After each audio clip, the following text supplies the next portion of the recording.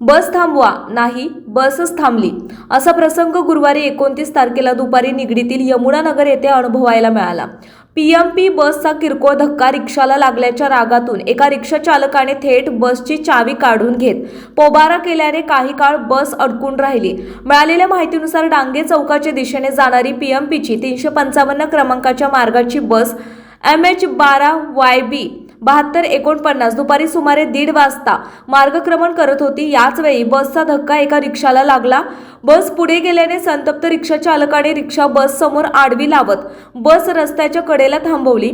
त्यानंतर धक्का माझा की तुमचा या विषयावर जोरदार बाचाबाची रंगली। रिक्षा चालकाने नुकसान भरपाईची मागणी केली। बस चालकाने नियमांचा आधार घेत नकार दिला। यावर रिक्षा चालकाने भरपाई नाही तर चावी तरी असा निर्णय घेत बसची चावी काढली आणि थेट घटनास्थळावरून पसार झाला।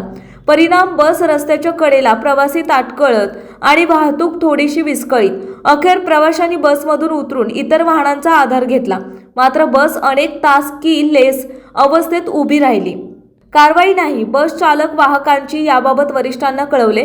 त्यानंतर घटनास्थळी पोलीसही दाखल झाले, परंतु महत्त्वाची बाब म्हणजे शुक्रवारी दुपारपर्यंत याबाबत कोणताही गुन्हा दाखल झाला नव्हता। PMPML कडून कारवाईबाबत स्पष्टीकरण नव्हते।